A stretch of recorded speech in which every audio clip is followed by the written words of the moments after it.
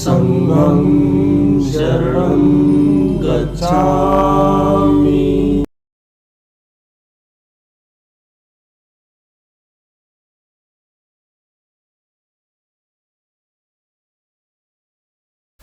So guys, अब हम करने वाले हैं हमारे पहला क्वेश्चन, जो कि बेसिक्स ऑफ स्ट्रिंग मैनिपुलेशन का एक क्वेश्चन है हैकर अर्थ पे, जिसका नाम है सीजर साइफर।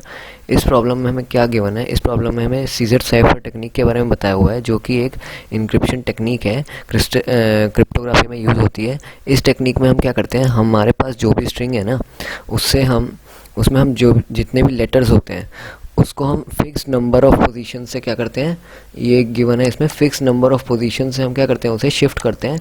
और शिफ्ट करने के बाद जो हमारे पास अल्फ़ाबेट बनता है ना, हम उसी की स्ट्रिंग बनाते हैं। तो इससे हमारा क्या होता है कि जो हमारी स्ट्रिंग है ना, वो एक इनक्रिप्टेड स्ट्रिंग बन जाती है।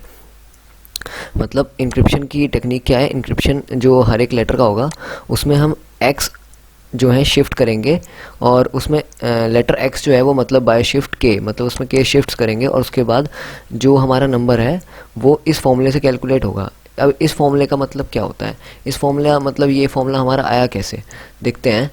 कि हमारे पास जैसे मान लो ये गिवन है, ये हमारे पास ऐसे गिवन है ना। तो उसमें ये बोला हुआ है कि एक्स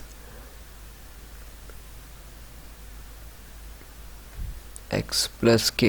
हाँ, तो इसमें हमें ये गिवन है कि हमें ना, ये जो हमारी ओल्ड कैरेक्टर था, ये मतलब हमारा जो है ओल्ड कैरेक्टर था पहले हमारी स्ट्रिंग में, और इतने हमें क्या करने हैं, शिफ्ट करने हैं। ठीक है, अगर हम इन दोनों को इम्परसेंट कर दें 26 से, है ना, तो हमारे पास जो नया कैरेक्टर बनेगा ना, वो क्या बनेगा, वो न्यू कैरेक्टर जो बनेगा वो बनेगा इनक्रिप्टेड। ठीक है, तो यही होता है हमारा सीजर साइफर टेक्निक में। तो अब इसको करने का तरीका क्या है, सबसे पहले ये जो शिफ्ट है, हमें ये देखना पड़ेगा कि जो शिफ्ट है वो कितनी हमें शिफ्ट करनी पड़ेगी, जिससे कि हम जो हमारे इनपुट है, अगर हम इनपुट को हमारे देखें तो इनपुट को निकालने का अगर हम इनपुट जैसे ये वाली जो इनपुट्स हैं, अब इसको मैं जैमबोर्ड पे लेके जाता हूँ और फिर समझाता हूँ कि मतलब इसको कैसे कर सकते हैं।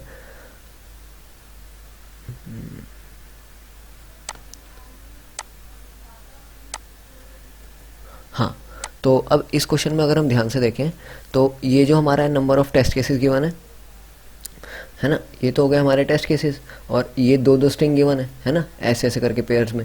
मतलब ये जो स्ट्रिंग है, इसको हमें क्या करना है, इसको हमें शिफ्ट करके ये बनाना है। ठीक है, ऐसे ही इसको हमें शिफ्ट करके ये बनाना है।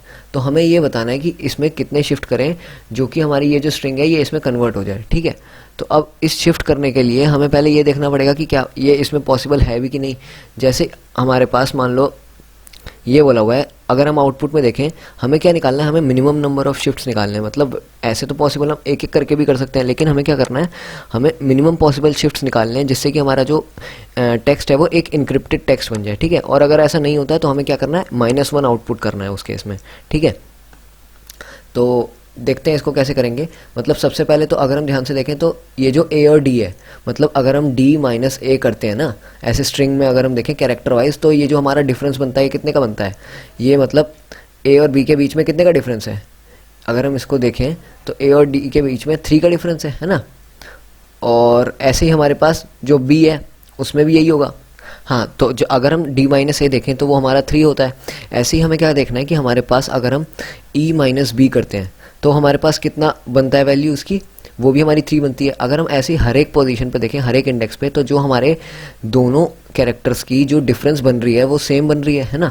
तो इसका मतलब क्या है कि अगर हम इसी डिफरेंस से, मतलब इस ए बी सी को, कि इस हर एक वैल्यू को अगर हम शिफ्ट कर दें के वैल्यू से, है ना, मतलब ए भी प्लस कर दें के, इसमें भी प्लस कर दें और इसमें भी प्लस कर दें के, तो ये जो हमारी स्ट्रिंग निकल के आएगी वो यही बन के आ जाएगी डी ई एफ, है ना। अगर हमारे के की वैल्यू 3 होगी तो हम क्या करेंगे, इस ए में 3 ऐड करेंगे, है ना, तो हमारा क्या बन के आ जाएगा, ये हमारा डी निकल के आ जाएगा ऐसे। मतलब स्ट्रिंग वाइज अगर हम कैरेक्टर वाइज ऐड करेंगे इसे, तो ये हमारा ऐसे निकल के आ जाएगा। तो हमें बस क्या करना है, हमें देखना है कि हमारे पास जो शिफ्ट है ना वो क्या पॉसिबल है ऐसा करना है। क्योंकि अगर हम सेकंड इनपुट टेस्ट केस में देखें तो इसमें सारे के सारे कैरेक्टर सेम है, तो हम इसमें कितना भी शिफ्ट कर लेना, हम इसको डिफरेंट कैरेक्टर्स तो नहीं बना पाएंगे, क्योंकि हमें जो शिफ्ट करना है वो तो पूरी स्ट्रिंग को एक साथ करना है ना, एक एक करके तो नहीं करना, है ना।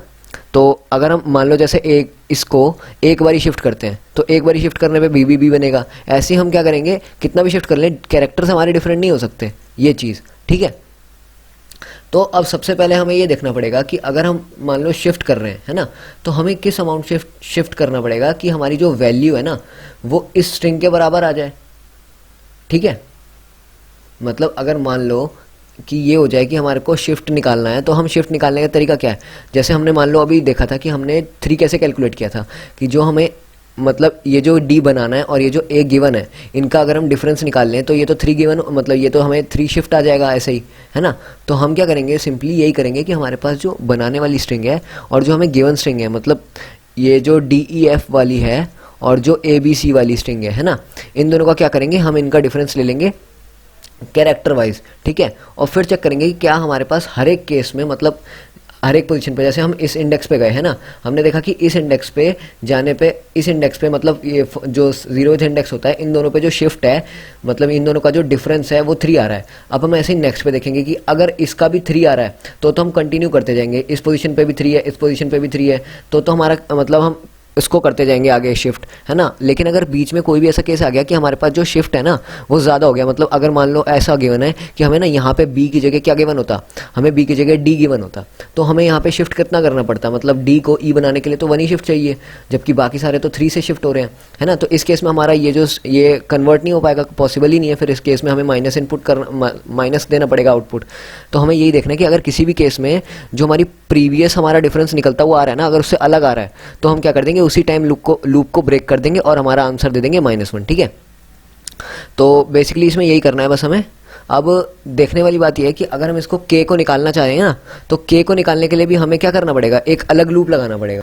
तो अब हमें ये देखना है कि हमारे को अगर जैसे ये फॉर्मूला गिवन है तो इस फॉर्मूले में ये 26 का रोल क्या है, मतलब 26 कैरेक्टर्स जैसे हैं, अगर हमारे पास 26 कैरेक्टर्स जैसे वो होते हैं हमारे अल्फ़ाबेट में, तो हमें जैसे मान लो इससे शिफ्ट करना है, तो अगर मैंने मान लो मैंने मान लो W को लिया, W को मैंने 3 से शिफ्ट किया, है ना, तो ये जो मेरी रेंज चली जाएगी XYZ, है ना, ये यहाँ पे आ जाएगा Z पे। लेकिन अगर मान लो मेरे को Y गिवन होता और मैं इसे 11 से शिफ्ट करता, ठीक है, तो जो मेरा कैरेक्टर बनता वो तो मेरा बड़ा निकल जाता है ना Z से, क्योंकि Z तो मेरी मैक्सिमम वैल्यू है, जिसकी वैल्यू मतलब 25 होती है ना।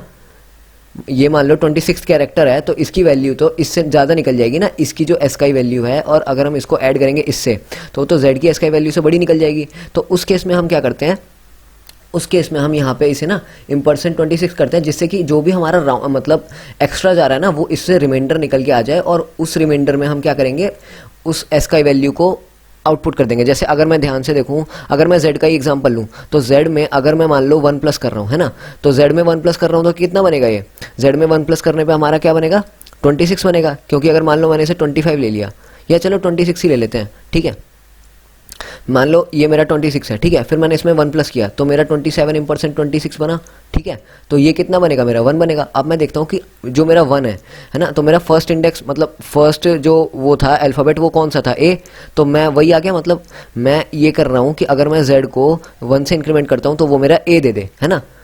तो इम्पर्सेंट यही चीज़ कर रहा है, मतलब इम्पर्सेंट 26 क्या कर रहा है, वो जो है जो हमारी ये हमारा जो शिफ्ट चल रहा है उसे एक सर्कुलर शिफ्टिंग कर रहा है, जिससे कि हमारा जो एंड वाला एरे है ना वो वापस से शिफ्ट होके स्टार्टिंग एरे में, मतलब स्टार्टिंग हमारे उसमें आ जाए कैरेक्टर में, ठीक है। तो ये तो हमारा 26 का रोल हो गया। अब एक केस ऐसा भी तो आ सकता है कि अगर मान लो जैसे हमें ये गिवन हो कि हमें ना मतलब इसमें ऐसे भी तो गिवन हो सकता है कि हमारे पास जो शिफ्ट है वो मान लो ऐसे बोल दे कि जो शिफ्ट है उसकी वैल्यू नेगेटिव आ रही है। मतलब जैसे मान लो हमें अभी तो गिवन था कि T से Z में बनाना है ना, हमें मतलब T से Z को चेंज करना है। अगर ऐसा गिवन होता कि Z को T में चेंज करना है तो हमें क्या करना पड़ता, Z से वापस हमें ABCD में जाके और फिर T की वैल्यू को करते। तो अगर इसमें कोई ऐसा केस होता है जैसे मान लो हमें Z को कन्वर्ट करना है B में, है ना, तो B में कन्वर्ट करने के लिए हम क्या करते कि हमारे पास जो डिफरेंस आएगा तो वो तो B माइनस Z हम करते हैं ना, मतलब फाइनल माइनस इनिशियल करेंगे तो वो तो नेगेटिव आ जाएगा इस केस में, क्योंकि ये तो छोटा है और ये Z की वैल्यू बड़ी होती है ना। तो उस केस में जब नेगेटिव आएगा ना तो उस केस में हम 26 को ऐड कर देंगे, उसके जो डिफरेंस बनता है तो 26 को जब हम ऐड करेंगे ना तो जो हमारी वैल्यू है वो पॉजिटिव बन जाएगी, और जब पॉजिटिव बनेगी और उसके बाद अगर हम उसका इम्पर्सेंट लेंगे 26 के बाद तो वो हमें वो एक्चुअल वैल्यू दे देगा जो कि हमारे B के इंडेक्स पे है, मतलब जो B की हमारी वैल्यू आ रही है, ठीक है। मतलब अगर जैसे मान लो B 20, ये Z26 है और B कितना है मान लो 2 है ना। तो अगर मैं 2 माइनस 26 करता हूँ तो वो कितना आ गया -24। फिर इसमें मैं अगर 26 को ऐड कर देता हूँ तो वो मेरा 2 निकल गया है ना। तो अगर मैं 2% 26 करता हूँ तो ये तो मेरा वापस से B आ गया ना। तो मेरे को यही देखना है बस कि अगर मेरे को शिफ्ट इसकी 2 से करनी है ना, मतलब Z को B में लाने के लिए तो 2 से शिफ्ट करना पड़ेगा। तो वही है, अगर मेरी शिफ्ट 2 निकल रही है सारे केसेस में तो ये वाली स्ट्रिंग पॉसिबल होगी, वरना नहीं होगी। तो एक बार इसके कोड पे देख लेते हैं, कोड में क्या करा हुआ है। तो कोड में हमें सिंपली ये बोला हुआ है कि जैसे हमें कोड में सबसे पहले तो ये देखना पड़ेगा कि हमारे पास जो कंस्ट्रेंट्स हैं वो क्या गिवन है। कंस्ट्रेंट्स हमारे पास 10⁵ गिवन है ना। तो हम इसमें ये देखेंगे कि हमारे पास जैसे हमें दोनों कंपेयर करने हैं, दोनों कंपेयर करने के लिए हमें दोनों में लूप लगाना पड़ेगा। तो एक तो हमारे पास जो टेस्ट केस है वो भी 10⁵ है और उसके पास जो हमारे पास स्ट्रिंग की लेंथ है वो भी 10⁵ है। तो ये बड़ी निकल जाएगी ना इंट की वैल्यू से, इसलिए हम क्या करेंगे, इसमें लॉन्ग लॉन्ग लेके चलेंगे।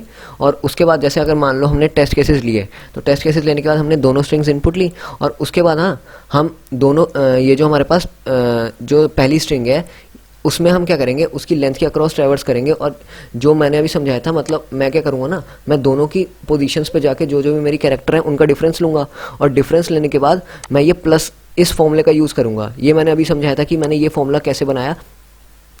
मतलब ये तब भी काम करेगा जब मेरे पास जो ये डिफरेंस है T और S का, अगर ये पॉजिटिव आ जाए तो भी वो 26 से ऐड होके और वो मेरे पास आंसर वही देगा। लेकिन अगर नेगेटिव आ जाता है तो भी वो मेरा आंसर वही देगा। मतलब ये जो इम्परसेंट है ना, ये दोनों केसेस में चल रहा है, ठीक है। तो इससे अगर हमारे पास ये जो मैंने आंसर पहले सबसे पहले मैंने -1 इनिशियलाइज किया था, और अगर मान लो मेरे पास सबसे पहले केस देखते हैं कि अगर मान लो मेरे पास आंसर की वैल्यू -1 है तो उस केस में तो मैं अपना आंसर जो है डिफरेंस से रिप्लेस कर दूंगा, ठीक है। और अगर मान लो मेरा लूप में किसी भी मतलब किसी भी टाइम पे अगर मेरा डिफरेंस जैसे बराबर बनता रहता है आंसर के तो मैं कंटिन्यू करता रहूँगा। लेकिन अगर मान लो मेरे पास कोई ऐसा केस आ गया कि जिसमें डिफरेंस और आंसर बराबर नहीं है, मतलब जो मेरा शिफ्ट है वो उस पोजीशन के लिए कुछ अलग बन रहा है प्रीवियस शिफ्ट से, तो मैं उसी केस में क्या कर दूंगा, फ्लैग को ट्रू कर दूंगा और वहां से लूप से ब्रेक कर जाऊंगा। और फिर मैं कंडीशन चेक करूंगा लूप की कि अगर मान लो मेरी लूप की कंडीशन जैसे अगर फ्लैग ट्रू बन रहा है मतलब पूरे लूप के बाद, तो मैं क्या करूंगा, मैं वही -1 आउटपुट कर दूंगा क्योंकि मेरे पास जो शिफ्ट है वो अलग बन रही है बाकी केसेस से, है ना। और अगर ऐसा नहीं होता है, -1 नहीं बन रहा है, तो फिर मैं अपना आंसर आउटपुट कर दूंगा। तो इस कोड में हमें सिंपली यही करना था।